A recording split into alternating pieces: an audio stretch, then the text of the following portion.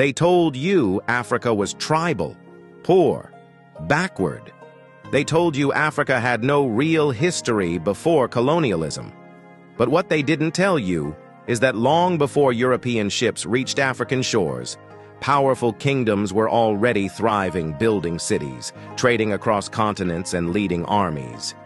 But what if I told you before colonialism, Africa had kingdoms richer than Europe, cities built of stone, and libraries older than Oxford? Let's rewind time before colonizers, before the scramble. If this is new to you, hit follow, like, and share, because it's time to rewrite the narrative. Here are 5 African kingdoms that prove they lied to you about history. First, the Kingdom of Kush. Located in what is now Sudan, Kush rose after the fall of ancient Egypt and went on to become a dominant force in Northeast Africa.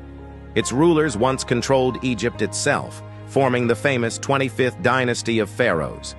Kushites built over 200 pyramids more than Egypt, especially in the city of Meroe. They developed their own written script, known as Meroitic, and had powerful female monarchs called Kandakis, who commanded armies and held absolute authority. Kush thrived for centuries, trading gold, ivory, and iron along the Nile and into the Mediterranean. It finally declined around 350 CE after an invasion from the Aksumite Empire. Second is the Empire of Mali. Located in West Africa, Mali rose in the 13th century and became one of the richest empires in history. Its most famous ruler, Mansa Musa, was so wealthy that his 1324 pilgrimage to Mecca caused a temporary economic collapse in parts of North Africa due to gold oversupply. Mali was not just about wealth. Its cities, especially Timbuktu, became global centers of learning and scholarship. Thousands of manuscripts were written on science, law, philosophy, and religion. Many of them still survive today. The empire began to decline in the late 1500s due to internal conflicts and foreign invasions. Third, the Kingdom of Aksum. Aksum was based in present-day Ethiopia and Eritrea, and it was one of the greatest trading empires of its time. The Kingdom of Aksum stood as a powerful empire from the 1st century to nearly 1000 AD. It traded with Rome, Persia, and India, minted its own coins, and adopted Christianity in the 4th century, long before most of Europe. Aksumite kings commissioned towering granite obelisks that still stand today. It was one of the most technologically and culturally advanced civilizations in Africa at the time. Aksum's influence would shape Ethiopian identity for centuries.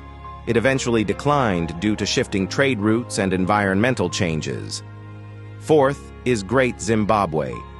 Located in southern Africa, this was a powerful city-state that flourished between the 1100s and 1400s.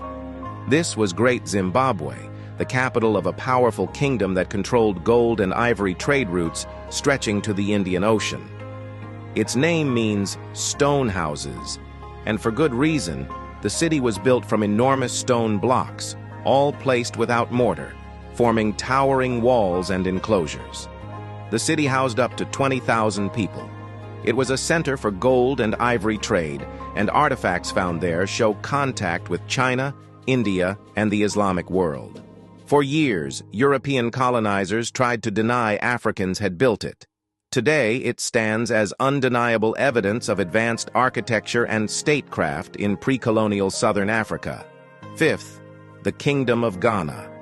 This empire existed in West Africa from around 300 to 1200 CE, long before modern Ghana was formed.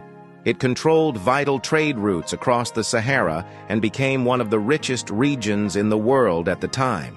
Arab historians wrote that gold was so abundant in Ghana that it seemed to grow from the ground. Ghana had a structured legal system, a powerful army, and a capital city where trade, diplomacy, and justice thrived. It eventually fell to invasions, but not before laying the foundation for later empires like Mali and Songhai. Africa before colonialism was not a land waiting to be discovered. It was already thriving with empires, economies, and cultures that rivaled anything in Europe or Asia. These stories were buried, but they're not lost. Now it's your turn.